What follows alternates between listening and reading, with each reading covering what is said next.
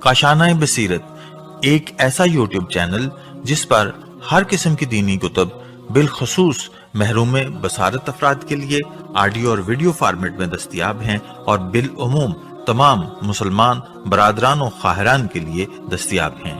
اس لیے آپ سے گزارش ہے کہ بیل آئیکن کو پریس کر کے ہمارے اس چینل کو ضرور سبسکرائب کیجیے تاکہ آئندہ آنے والی ہر کتاب آپ کو بر وقت ملتی رہے۔ کاشانۂ بصیرت، کاشانۂ بصیرت، کاشانۂ بصیرت، کاشانۂ بصیرت۔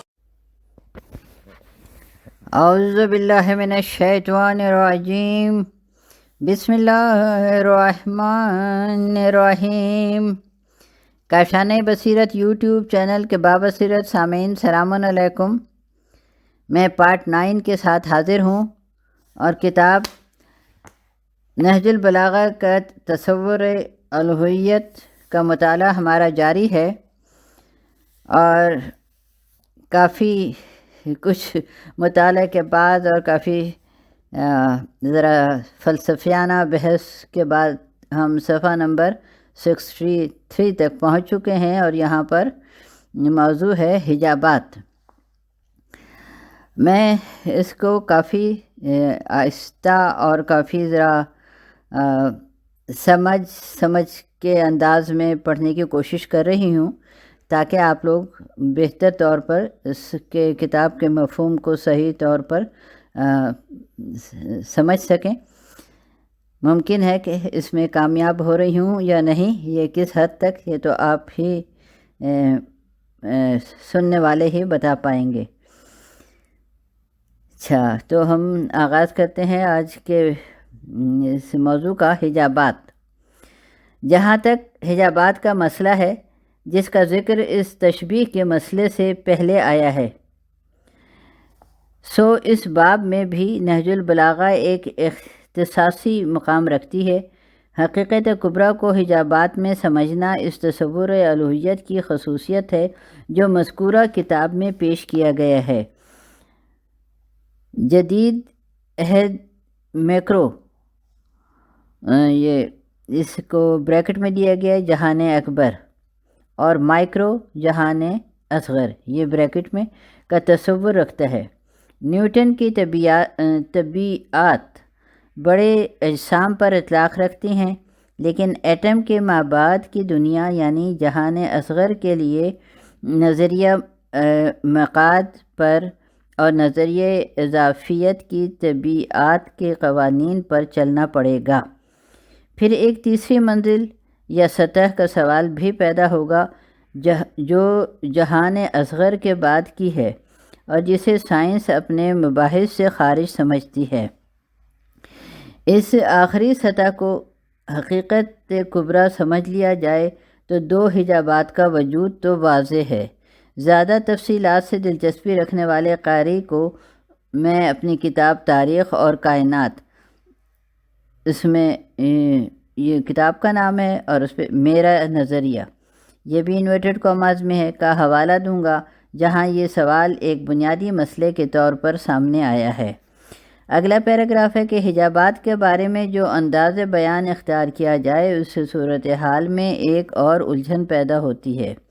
وہ الجھن یہ ہے کہ کیا خدا کو محجوب مانا جائے؟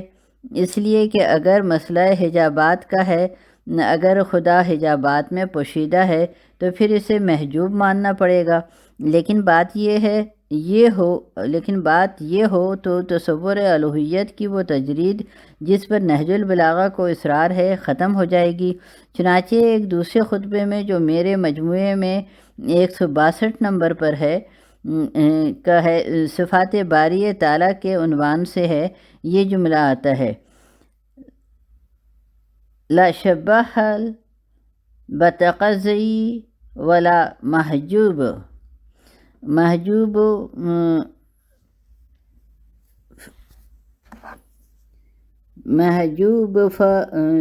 فی ہوا، یعنی ایسا پرتو نہیں ہے جو ختم ہو جائے، اور ایسا محجوب بریکٹ میں دیا گیا ہے کہ پس پردہ حقیقت نہیں جسے حجابات گھیرے میں لے لیں۔ مطلب یہ اگلا پیراگراف ہے، مطلب یہ کہ صورتحال حجابات اور محجوب کی نہیں ہے۔ یہ صورت ہو تو پھر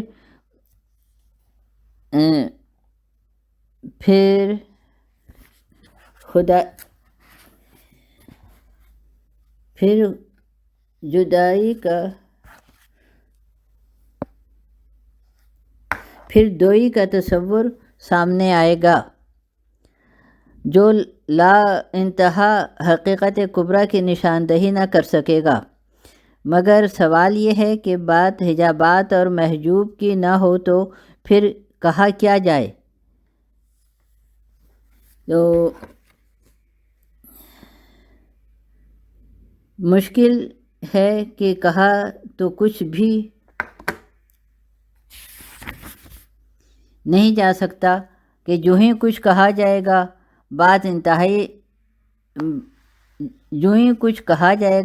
بات اثباتی انداز میں، پھر اثباتی انداز بیان اور پھر محدودیت کی آ جائے گی اور یوں سارا تصور الوہیت خطرے میں پڑ جائے گا۔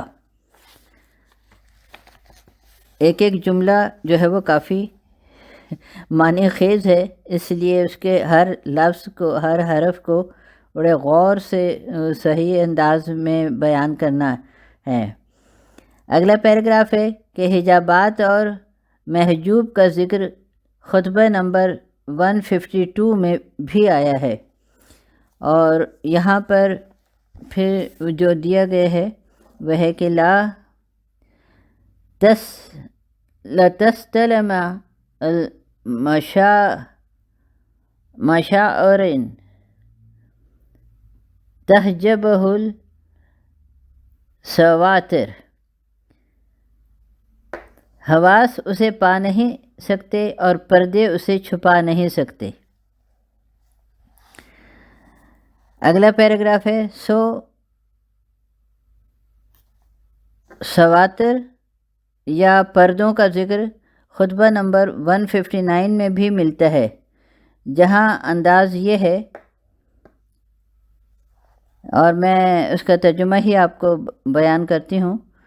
عبارت کے ترجمے سے پہلے سابقہ ربط ذہن میں رہے۔ اس سے پہلے کہ پیراگراف میں کہا گیا ہے کہ مخلوقات کا وہ حصہ جو ہماری بصارت میں آتا ہے اور جسے دیکھ کر ہم تیری قدرت پر متعجب رہ جاتے ہیں اور تیری سلطانی کی عظمت کی مدح سرا ہو جاتے ہیں، کوئی حیثیت نہیں رکھتا۔ اب مذکورہ عبارت کا ترجمہ پڑھیے۔ اور رہی وہ مخلوقات جو غائب ہے اور جسے دیکھنے سے نظریں عاجز ہو جاتی ہیں اور جن تک پہنچنے میں عقلیں ناکام ہو جاتی ہیں اور جن سے غیب کے پردے ہمیں جدا رکھتے ہیں، سو وہ حصہ، یہ بریکٹ میں حصہ، بے حد عظیم ہے۔ اگلا پیراگراف ہے کہ حجاب و محجوب کے ذکر میں بھی تضاداتی اسلوب اظہار سامنے آتا ہے، یعنی وہ خدا محجوب تو ہے مگر پردے اسے چھپا نہیں سکتے۔ خطبہ نمبر 162 میں یہ بھی کہا گیا ہے کہ وہ ظاہر ہے پر یہ نہیں کہا جا سکتا کہ کس کی وجہ سے ہے، اور باطن ہے، تاہم یہ کہنا ممکن نہیں ہے کہ چھپا ہوا ہے اور کس میں ہے۔ گویا حاجب اور محجوب کی بات اسے متعارف انداز میں صحیح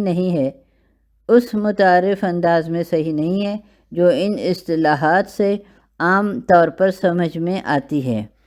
یاد رہے یہاں بھی لفظ باطن استعمال ہوا ہے جس طرح خطبہ نمبر 51 میں استعمال ہوا ہے، اور اس کے معنی مخفی یا خفا سے مراد چھپا ہوا، خے فے الف حمزہ والے کے ہیں، بطون کو جاننے والے کے نہیں، جیسے کہ کئی متراجم میں کہا گیا ہے کہ اسی بات کو واضح طور پر 65ویں خطبے میں کہا گیا ہے کہ اور اس کا یہ ترجمہ کہ اس کے علاوہ جو ظاہر ہے وہ غیر باطن ہے اور اس کے علاوہ جو باطن ہے وہ غیر ظاہر ہے۔ پھر اگلا صفحہ ہے 65 اور یہاں پہ اگلا موضوع ہے توحید اور توہم۔ خطبہ نمبر 185 پر سوچنے والے رک جاتے ہیں، اس لیے کہ اس میں توحید کے مسئلے پر کئی فکر خیز پہلوؤں سے روشنی ڈالی گئی ہے اور مسائل کو بالکل نئے انداز سے دیکھا گیا ہے۔ خدا ایک ہے، یہ اگلا پیراگراف ہے، خدا ایک ہے کا ذکر پہلے بھی آ چکا ہے۔ نہج البلاغہ کے تصور توحید میں خدا ایک عدد کے معنی میں نہیں ہے، یعنی یہ کہ وہ ایسا ایک نہیں ہے جس کے بعد 2 اور 3 بھی ہوتے ہیں۔ کانٹ نے کہا تھا کہ ہر قسم کا عدد صرف ایک کی تکرار کا نام ہے اور تکرار زمان اور حرکت ممتلزم، لہذا عدد زمان سے وابستہ ہے۔ تو نہج البلاغہ خدا کو اس عددی اکائی سے برتر خیال کرتی ہے، چنانچہ زیر نظر خطبے میں کہا گیا ہے کہ جس نے خدا میں کیفیتیں بتائیں اس نے اسے ایک خیال نہیں کیا، اس نے اسے ایک، یہ انورٹڈ کاماز میں، ایک خیال نہیں کیا۔ اس طرح اگلا پیراگراف ہے کہ اسی بات کو پھر حضرت علی علیہ السلام نے اس انداز میں کہا کہ التوحید انا لا تتہمہ، توحید کا مطلب یہ ہے کہ خدا کو ہم اپنے وہم کے مطابق نہ ڈھالو، یا زیادہ صحیح یہ ہے کہ خدا کو اپنے وہم میں نہ لاؤ۔ اگلا پیراگراف ہے کہ توحید کی یہ تعریف بڑی عجیب، حیرت انگیز اور مذہبی ادب میں بالکل بے مثال تعریف ہے۔ یہ تعریف حضرت علی علیہ السلام کے علاوہ کسی نے نہیں کی، البتہ واحدیت اور احدیت میں فرق کیا گیا ہے۔ توہم میں خدا کا نہ لانا اصل توحید ہے۔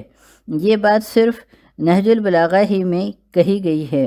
بالفاظ دیگر خدا کو عدد سے ماورا قرار دینے کی صحیح تو برابر کی جاتی رہی ہے، مگر توہم میں خدائی تصور کو لانے کی مخالفت کو اصل توحید سمجھنا صرف نہج البلاغہ کے تصور الوہیت کی خصوصیت ہے۔ اسی بات کو خطبہ 185 میں ان الفاظ میں ادا کیا گیا ہے کہ لا تنالہ الاوہام فتقدرہ ولا تتوہم الفتن فتصورہ۔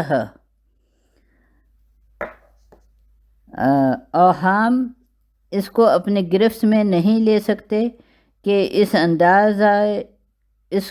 اس کا اندازہ لگانے میں کامیاب ہو جائیں، اور ذہانتیں اسے اپنے تخیل میں نہیں لا سکتیں کہ اس کی ذہنی تصویر قائم کر لیں۔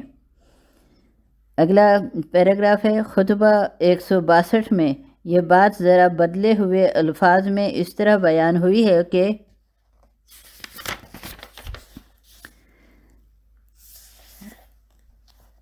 صفحہ نمبر ہے یہ 66 اور یہ ہے لا تقدرہ الاوہام بالحدود والجر والحرکات ولا بالجوارح والادوات۔ اوہام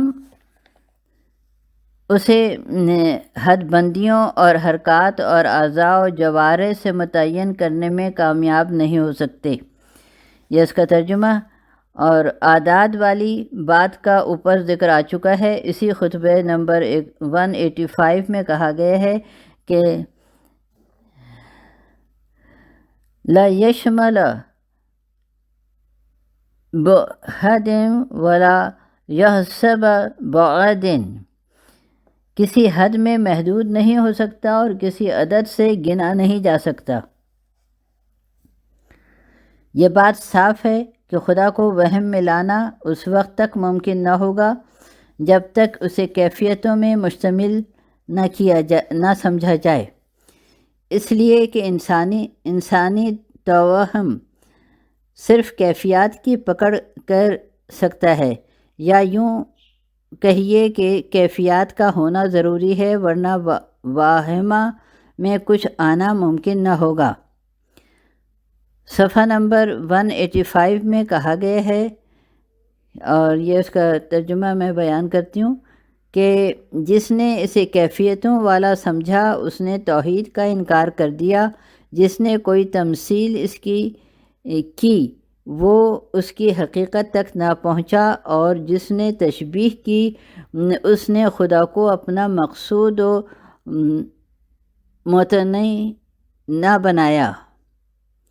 مطلب یہ ہے کہ خدا میں کیفیتیں قرار دینے کے معنی یہ ہیں کہ توحید کا انکار کیا جائے۔ اگلا پیراگراف ارسطو کے انداز بیان سے دیکھا جائے تو کیف ایک مقولہ ہے 10 مقولوں میں سے جو مثلاً ایک دوسرے مقولے کم سے مختلف ہے، یعنی مختلف ہے، لیکن بات کو ذرا گہرائی میں اتر کر زیر بحث لایا جائے تو کوئی شے جو کمیت کی حامل ہے کیف بغیر نہیں ہو سکتی، لیکن یہاں لفظ کیف استعمال نہیں ہوا کیفیت بلکہ کیفیتیں استعمال ہوا ہے، جس سے یہ بات اخذ کی جا سکتی ہے کہ کوئی شے ایسی ممکن نہیں جو کیفیتوں سے مبرہ ہو۔ ارسطوئی فلسفے کی زبان میں یہاں لفظ سور بھی استعمال ہو سکتا ہے۔ بات یہ ہے کہ مادہ صورت بغیر ظہور میں نہیں آ سکتی، لہذا صورت ہی ہمارے جانے بوجھے موجود کی خصوصیت وجود ہوتی ہے، یعنی مادہ ایک مجرد حقیقت ہے۔ اگر صورت یا سور، یہ سور ہے سواد واو رے سے خالی ہو، اور یہی بات کیفیت کے بارے میں کہی جا سکتی ہے۔ صورت اپنے فلسفیانہ ارسطوئی معنی میں عباسی عہد میں متعارف ہوا، ہر چند ارسطو کا فلسفہ عباسیوں کے عہد سے لگ بھگ 1000 سال پہلے عربی میں منتقل ہو چکا تھا، تاہم دوبارہ تراجم ہونے کے معنی یہ ہیں کہ سابقہ ترجمہ یا ترجمے ضائع ہو چکے تھے اور از سر نو پھر ارسطوئی ادب کا بڑا حصہ ترجمہ کیا گیا، اور بعض ایسی کتب کو ارسطو کی طرف منسوب کر دیا گیا جو فی الواقع اس کی نہ تھیں۔ صورت کی اصطلاح اس ترجمہ ثانی کی وقت مقرر ہوئی، اور تمام موجود قرائن سے یہ ظاہر ہوتا ہے کہ حضرت علی علیہ السلام کے عہد میں یہ اصطلاح مستعمل نہ تھی۔ چنانچہ نہج البلاغہ میں کہیں لفظ صورت اس معنوں میں استعمال نہیں ہوا۔ خود کیف کا لفظ بھی جو ترجمہ ثانی میں ارسطوئی اصطلاح کے طور پر رائج ہوا، نہج البلاغہ میں لفظ کیفیت سے بدل گیا ہے کہ اس عہد میں یہ اصطلاح موجود نہ تھی۔ اگلا پیراگراف ہے، تو اس جملے کا مطلب ہے کہ ما وحدہ من کیفہ، جس نے خدا کو کیفیتوں والا قرار دیا اس نے اس کی توحید کا انکار کیا۔ یہ ہوگا کہ اگر کسی نے خدا کو کیفیتوں والا سمجھا، یعنی صورتوں میں مشتمل خیال کیا،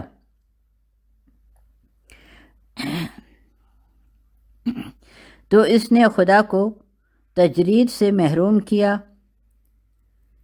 اور زمان و مکان کی حدود میں مقید خیال کر لیا، اس لیے کہ صورت مادے یعنی کسی مجرد حقیقت کو زمان و مکان کے ڈھانچے میں لانے کا واحد ذریعہ بنتی ہے۔ لہذا خدا کو کیفیتوں پر مشتمل سمجھنے کا مطلب ہوگا اسے تجرد سے محروم کرنا۔ صفحہ نمبر یہ ہے 67، اور یہاں پر اس موضوع کا اختتام ہوتا ہے، اور ہم اگلے موضوع کی طرف بڑھتے ہیں۔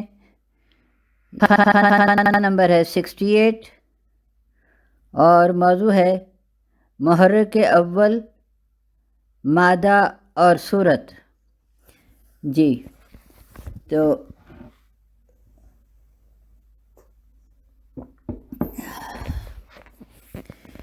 یہاں پر ہم اپنے مفہوم سے بہت دور نہ جائیں،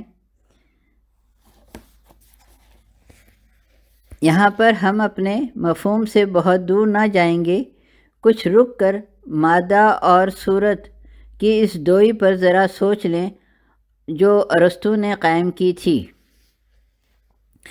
ارسطو کا موجود مجموعہ نظریات نامکمل بھی ہے اور اس کی اپنی نگرانی میں بھی مرتب نہیں ہوا، بلکہ اس کے شاگرد تھیاٹیٹس نے مدون کیا ہے، اس لیے اس کو ارسطو کے صحیح تر نظریات کا نمائندہ کہنا ممکن نہیں۔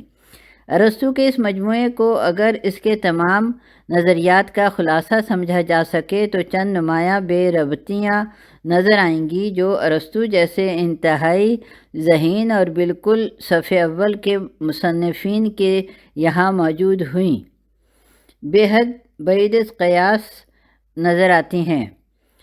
ارسطوئی ادب سے جو تصور کائنات ابھر کر سامنے آتا ہے، اس میں ایک واضح خلا نظر آتا ہے تین تصورات میں جنہیں موجود نظریاتی مجموعے میں پر نہیں کیا گیا۔ نمبر 1، یہ اگلا پیراگراف ہے۔ ایک تصور محرک اول کا ہے، دوسرا ہے صورت، اور تیسرا مادہ کا۔ ارسطو کا کہنا یہ ہے کہ کائنات قدیم ہے اس لیے کہ یہ محرک اول سے وابستہ ہے، محرک اول قدیم ہے اور اس کی محرکیت بھی قدم رکھتی ہے، لہذا کائنات بھی قدیم ہے اور محرک اول سے وابستہ ہے، اور کائنات کا محرک اول سے مسبوق بالدرجہ ہے مگر مسبوق بالزمان نہیں ہے جو حادث ہو۔ اس صورت میں قدرتاً دو قدیم تو ہوں ہی گے۔ اس صورت میں قدرتاً دو قدیم تو ہوں ہی گے، یعنی ایک محرک اول اور دوسرے کائنات، یا پھر تین قدیم کہہ لیجئے، یعنی محرک اول، مادہ اور صورت۔ لیکن اس صورت میں یہ تینوں قدیم نہ رہیں گے، اس لیے کہ تین قدیموں میں سے ہر ایک دوسرے کو محدود کر دے گا اور محدود قدم کے درجے پر فائز نہیں ہو سکتا، لہذا تینوں قدیم حادث ہو جائیں گے۔ اگلا پیراگراف ہے کہ ارسطو نے مادے کو اپنے جوہر میں ایک مجرد اکائی مانا ہے۔ مجرد اکائی کا مطلب یہ ہے کہ مادہ صورت بغیر وجود میں نہیں آ سکتا، تو اپنے درجے میں مادہ محض مجرد ہے اور خارجی حقیقت بنتا ہے، تو صورت کے ذریعے تجرید رکھنے والا مادہ یعنی وہ چیز جو مجرد محض ہو لازماً قدیم ہوگی، اور مادہ جب قدیم ہو تو شعور کی اس کے ساتھ وابستگی کی ضرورت رہتی ہے، یعنی اگر وہ باشعور ہو تو محرک اول ہونے کا فرض انجام دے سکتا ہے، اور پھر بریکٹ میں ہے محرک اول کی ایک بالکل جداگانہ اکائی کے فرض کرنے کی ضرورت محسوس نہیں ہوتی۔ رہا یہ امر کہ شعور مادے کے ساتھ کیسے وابستہ ہو، تو یہ ظاہر ہے کہ شعور بھی ایک مجرد حقیقت ہے، اس لیے کہ فکر البعد ثلاثہ یا اربع میں مقید نہیں ہوتی۔ فکر یا شعور کے مجرد ہونے کا مطلب یہ بھی ہوگا کہ وہ قدیم ہے، مگر دو قدیم اپنی ذات کی نفی ہوتے ہیں، لہٰذا یہ مان لینا آسان ہے کہ مادہ اور شعور ایک حقیقت کی نمائندگی کرتے ہیں۔ بالفاظ دیگر، محرک اول کے نام سے ایک اور اکائی فرض کرنے کی کوئی ضرورت موجود نہیں ہے۔ اگلا پیراگراف ہے، لیکن لفظ مادہ کی وضاحت ذرا ضروری ہے۔ مادہ، اس کو انورٹڈ کاماز میں کیا گیا، ایک ایسی اصطلاح ہے جو خارجی اور محسوس حقیقت کے مفہوم میں استعمال ہوتی رہی ہے، لیکن ارسطو نے اسے مجرد حقیقت قرار دیا ہے، تو نتیجہ اس کا یہ ہوگا کہ وہ ٹھوس حقیقت خارجی جس کو 19ویں صدی تک مادیت اپنی اساس مانتی رہی، ارسطو کے ذہن میں نہ تھی، بلکہ ارسطو دراصل ہیولا، یعنی وہ حقیقت جو صورت کے ساتھ نئی شکل بدل لے، یا کانٹ کی شے فی الذات،